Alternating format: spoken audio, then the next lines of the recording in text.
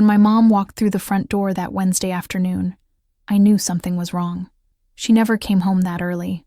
Her uniform shirt was still tucked into her black pants, but it looked looser, as if overnight she had shrunk inside her own clothes.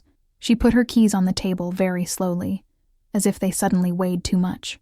"Mom?" I asked from the kitchen. "You're home early. Did you get off work?" She cut me off without looking at me. "They fired me," she said. Just that. 2 words, like a sentence being carried out. I stared at her, waiting for the rest, waiting for the "just kidding," or "they're downsizing the department but it's temporary," or any other explanation that made sense. But she just stood there, in the doorway, with her shoulders sagging and her eyes far away. "What do you mean they fired you?" I finally asked. "What happened?" She laughed, a short, broken sound. "He didn't even look at me," she whispered. 22 years, and he didn't even look at me. My mom's name is Sarah. If you met her in the supermarket, you'd never guess how much she's survived. You would just see a woman in her 70s who walks a little slowly, who says please and thank you to everyone, who always straightens things that are out of place. For most of my life, I thought my mom was that job.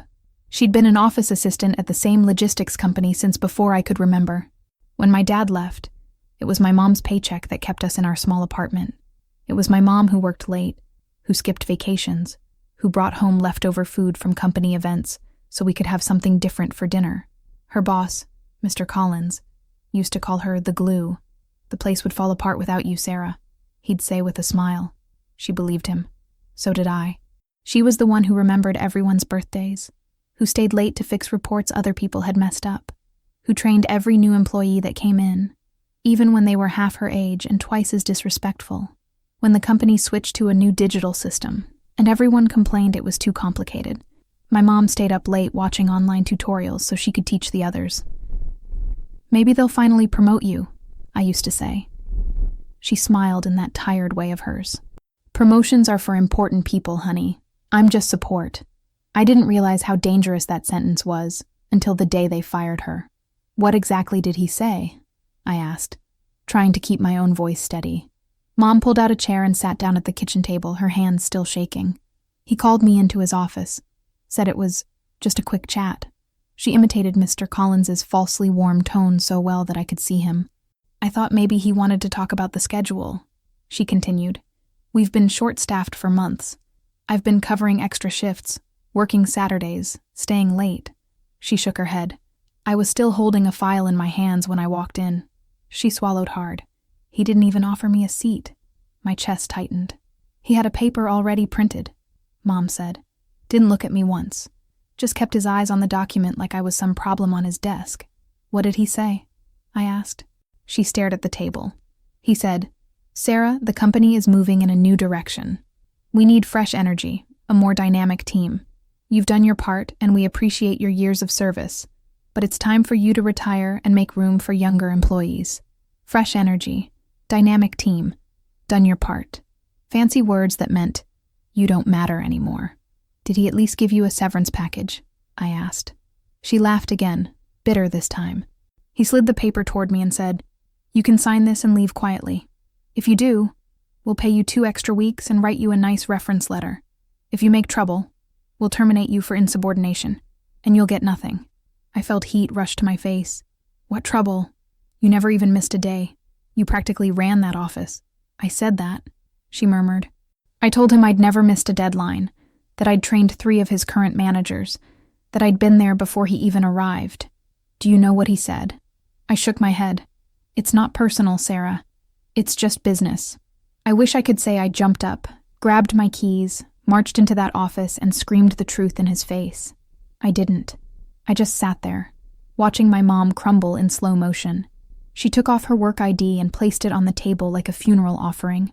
Her fingers lingered on the plastic card, on the faded photo of her from years ago. A younger Sarah, with less gray hair and more hope in her eyes. "For 22 years, that badge was my identity," she whispered. And in 10 minutes, he took it away. We sat in silence for a long time. In the living room, the wall clock kept ticking. In the kitchen, the fridge hummed softly. Inside me, something ugly and sharp started to grow. "How much do we have saved?" I asked. She flinched. I have my small pension, she said, and a little in savings. Not much. You know how it is. Yes, I knew. Because for years my mom had helped everyone. She helped me with college tuition when my scholarship didn't cover everything. She helped my aunt with her medical bills. She helped my cousin, just until he got back on his feet, which somehow never happened. People always said the same thing to her. You're such a good person, Sarah.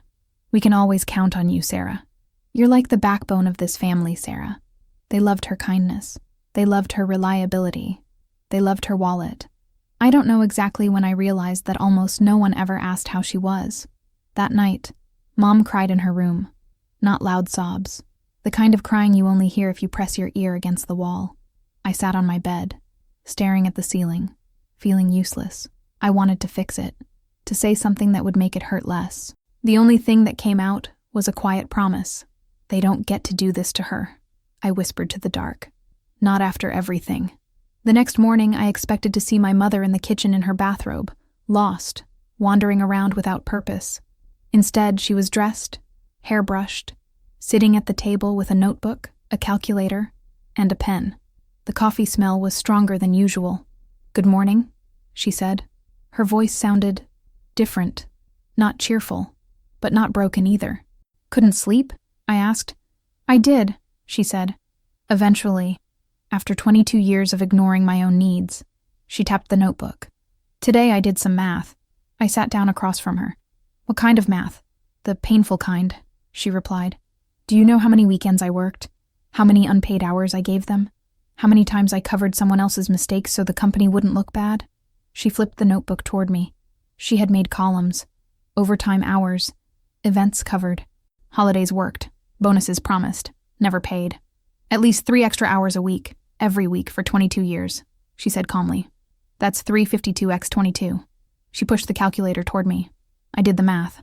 3x 52, 156, 156 x 22, 3432. 3,432 hours, she said. That's almost a year and a half of full-time work. For free. Her voice didn't shake. Mine did. That doesn't even include work I took home, or the nights I stayed because someone else messed up, she continued. If they had paid me what they owed, I wouldn't be worried about money now. Mom, what are you going to do? I asked. She looked up at me, and for the first time since I was a child, I saw not just my mother, but a woman who was angry. I'm going to stop behaving like I don't matter, she said, and I'm going to make sure they never do this to another woman my age again. The first thing she did was call Human Resources.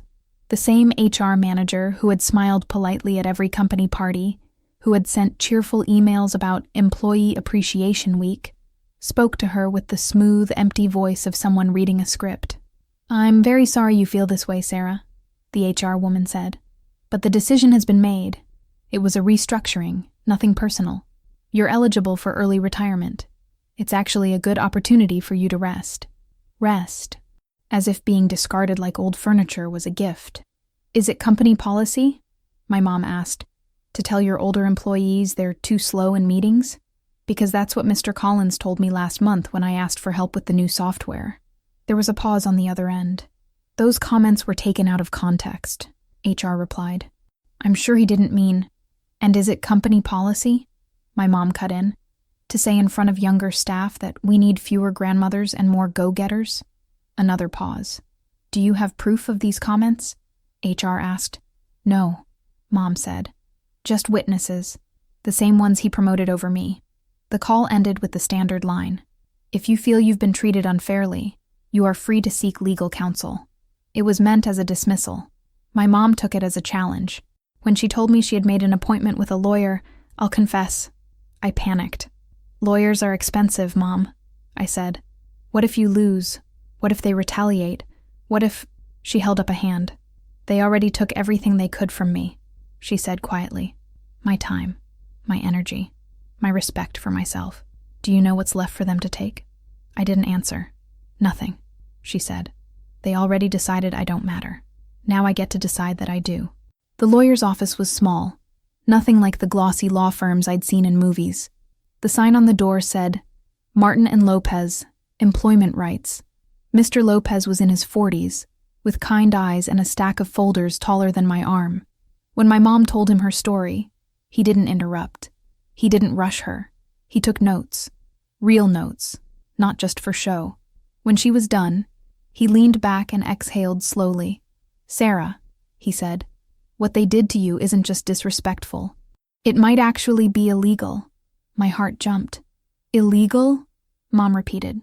"Age discrimination is against the law," Mr. Lopez explained. "So is retaliation for refusing unpaid work. The way he spoke to you, the pressure to retire, the threat of firing you with no severance if you didn't sign quietly. That's not just business. That's abuse of power." "But I don't have proof," Mom said. "No recordings, no emails. It was always in person, always behind closed doors." "Do you have your performance reviews?" he asked. She nodded. "All positive. Always. He wrote them himself." "Perfect," said Mr. Lopez. "That means they can't justify firing you for poor performance.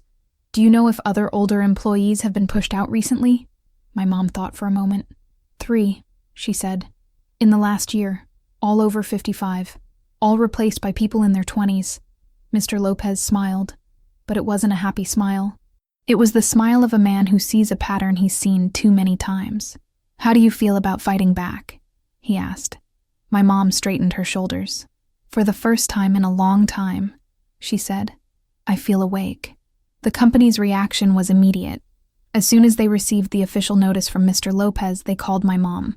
This time, it wasn't HR. It was Mr. Collins himself. "Sarah," he said, using his friendly boss voice, "why didn't you come talk to me directly? We could have reached an agreement. There's no need to involve lawyers."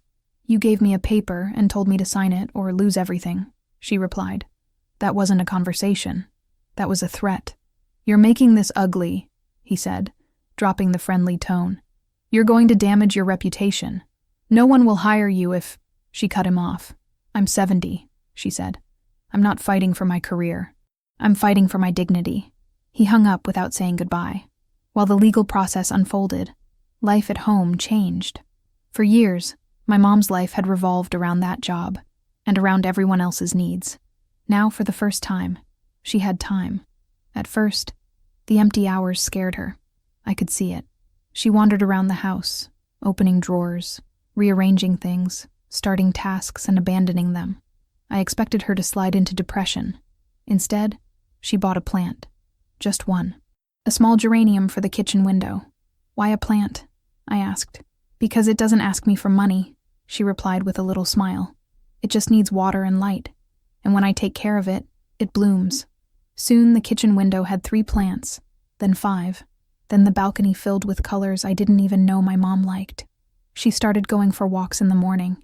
She signed up for a free painting class at the community center.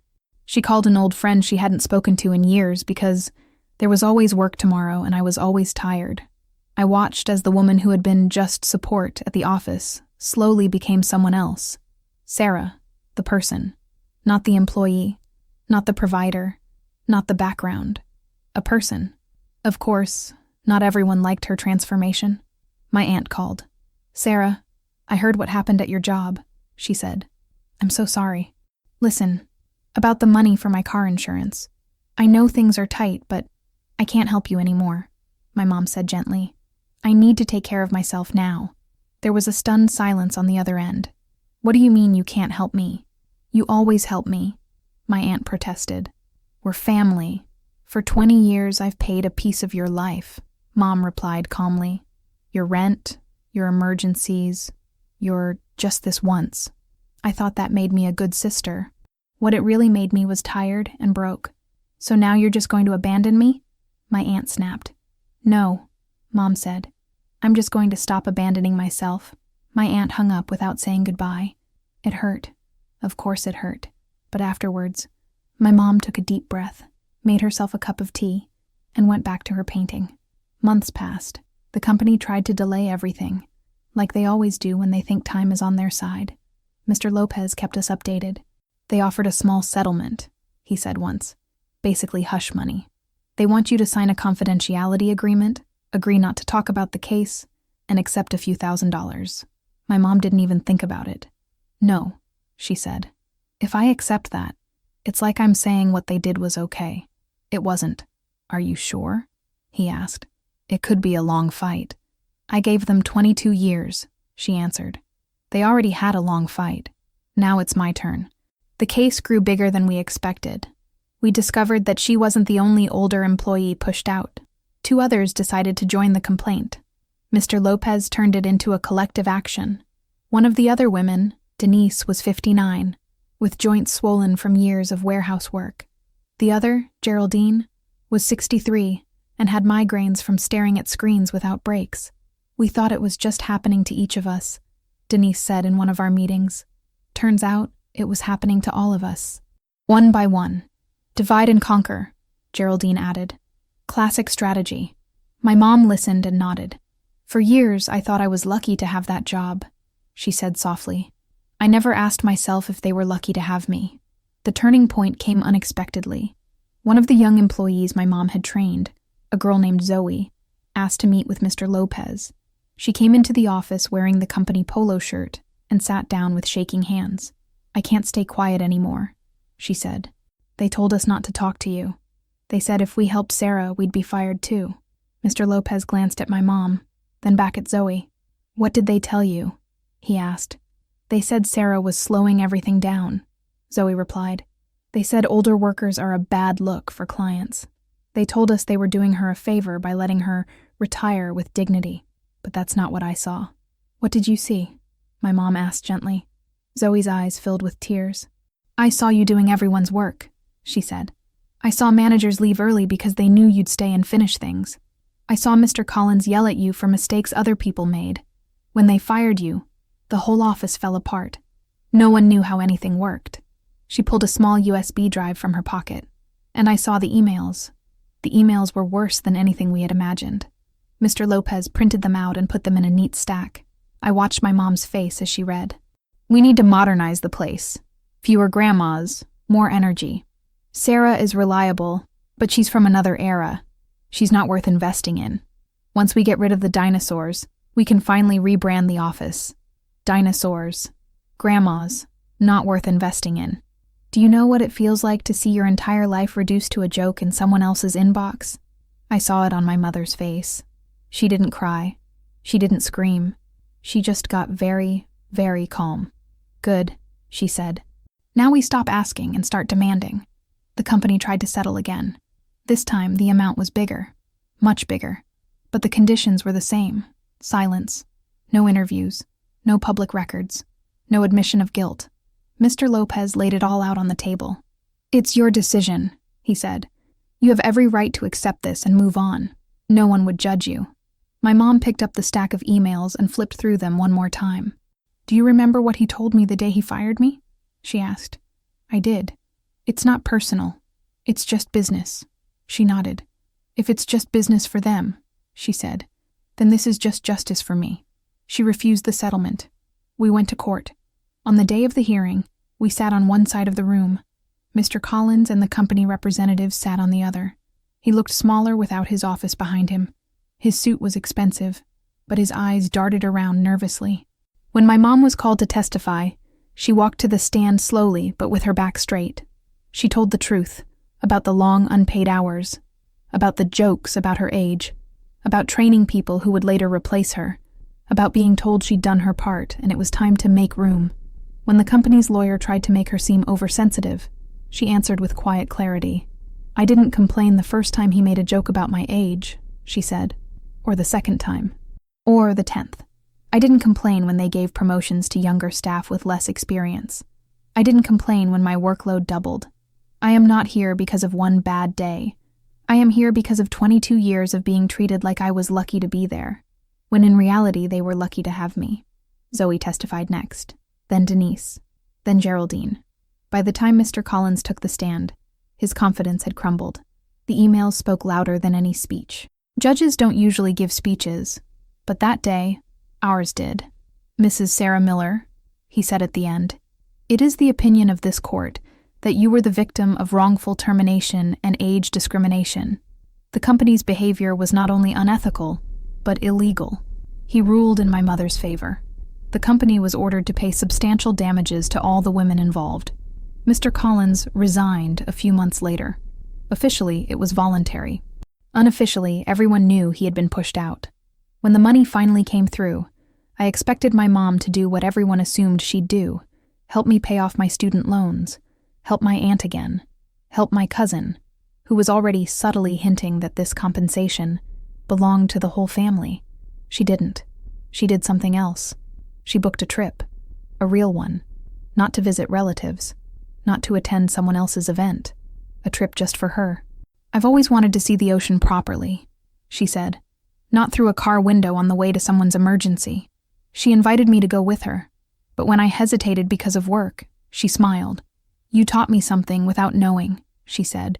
"You once told me, 'Mom, I can always find another job, but I'll never have another you.'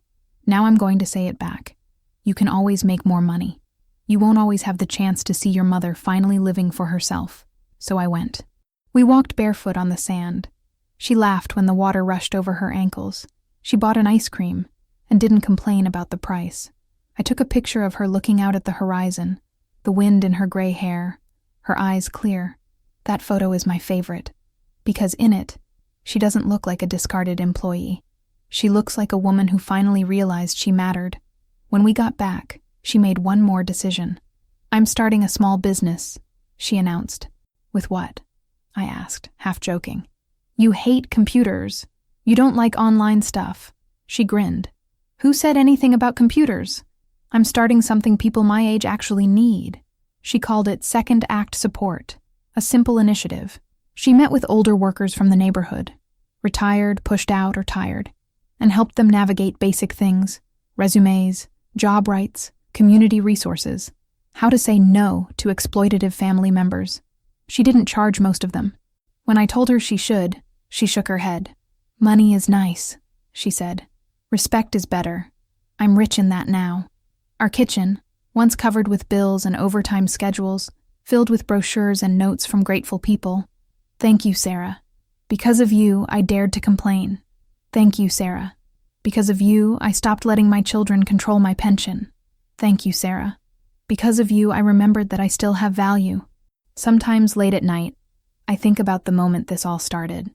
About that day she walked through the door, took off her ID and said, "They fired me." Back then, it felt like the end. Now I see it for what it was, a beginning. My mom was fired like she didn't matter. Her boss thought she would sign quietly, disappear, and spend the rest of her life apologizing for taking up space. He didn't expect her to fight.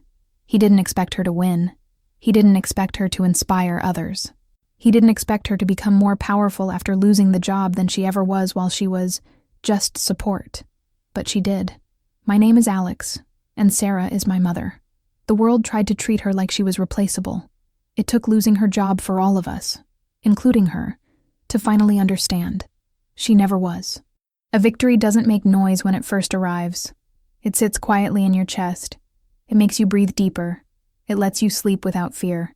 That's what happened after my mom won the case. For weeks, nothing dramatic happened. No angry calls, no threats, no letters from lawyers, just silence.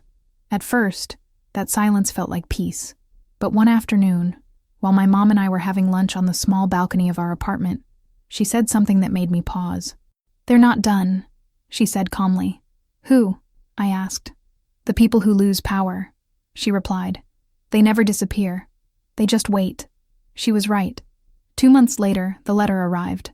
Not from the company, from the unemployment office. At first, it looked like routine paperwork. Just another official envelope.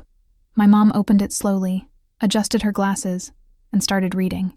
Halfway through the page, her face hardened. "What is it?" I asked.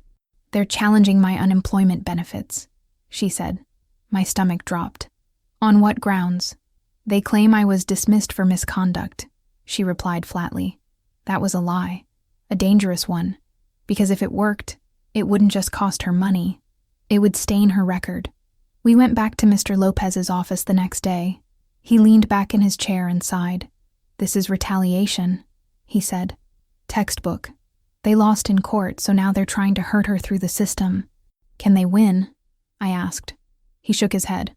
"Not with the evidence we already have, but they can delay. Stress her. try to exhaust her. My mom folded her hands on her lap. They already spent 22 years exhausting me, she said quietly. They won't get another minute. Around this time, something unexpected happened. People started reaching out.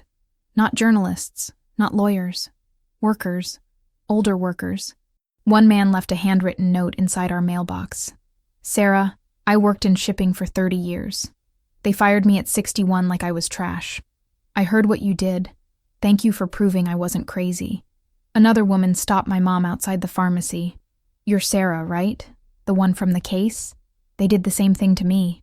I thought I was alone. Soon, my mom's little living room turned into an unofficial support center. People came for advice, for courage, for confirmation that what happened to them wasn't their fault. And something else started happening too.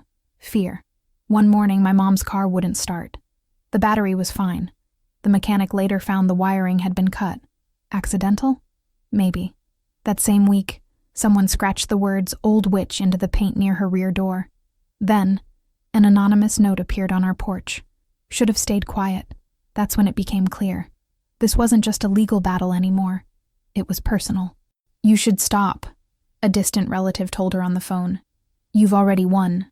Why provoke powerful people? My mom's answer was simple. I didn't choose this fight for revenge, she said.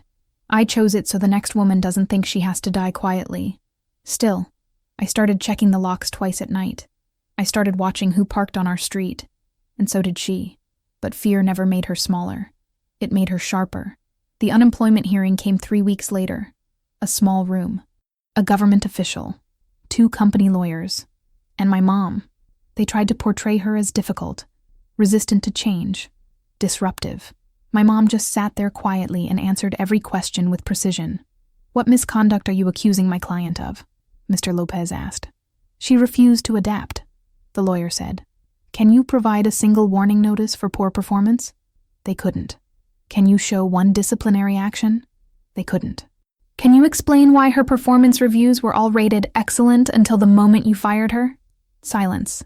The official closed the folder and said, Benefits approved. Retroactive. Another loss for them. Another quiet win for her. But that wasn't the end of it. 2 weeks later, my mom received an email invitation from a university. They wanted her as a guest speaker. The subject line read, Your story reached our students. She almost deleted it, thinking it was a scam. It wasn't. A law professor had used her case in a lecture on age discrimination and labor rights. Now students wanted to hear from the woman behind the file. She stood frozen in the kitchen, reading the email. I'm not a speaker, she whispered. You were silent for 22 years, I said. You've already spoken enough. She went. And that night, something shifted again. She stood at a podium in front of a room filled with young adults. People who had not yet been broken by offices, bosses, and fake loyalty. She told them about unpaid overtime, about jokes masked as, just kidding, about being told to be grateful for being used. And she said one sentence that made the room go completely quiet. They taught me to be useful. I had to teach myself to be valuable. The university posted the talk online. It spread, slowly, quietly, relentlessly. A TV producer reached out, then another. Now it was no longer just Sarah versus a company. It was Sarah versus a system that had been hiding in plain sight. And the people who thought firing her would erase her, they started to panic. One evening, long after the sun had set, my phone rang. Unknown number. I almost ignored it. Almost. Is this Alex? A man asked. Yes. This is Mark Collins. My chest tightened. I think it's time your mother and I speak, he said. You already spoke, I replied. You fired her. That was a mistake, he said. And mistakes can be corrected. I didn't answer. Tell your mother she doesn't need to keep digging, he added. Not everything that's buried should be uncovered. The line went dead. When I told my mom what he'd said, she didn't look scared. She looked disappointed. He still thinks this is about control, she said. She picked up her phone and sent one text. To Mr. Lopez. They contacted my son. It's time.